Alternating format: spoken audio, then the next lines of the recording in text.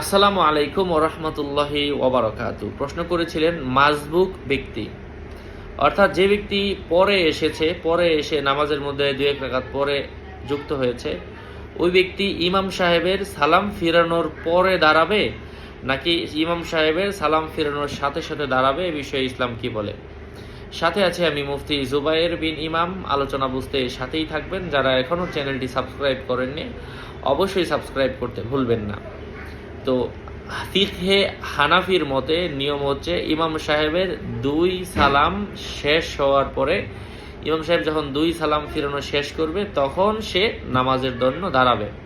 কারণ ইমাম সাহেবের সালাম ফিরানোর পরে দাঁড়ানোর কথা বলা হয়েছে এই জন্য, কারণ ইমাম সাহেব যদি 1 সালাম ফিরিয়ে তার নামাজের কোনো ভুলের কারণে আবার একটা সেজদা দেয়, এই জন্য ভালোভাবে নিশ্চিত হয়ে ইমাম সাহেবের 2 সালাম শেষ হয়ে যাওয়ার পরে সে দাঁড়াবে।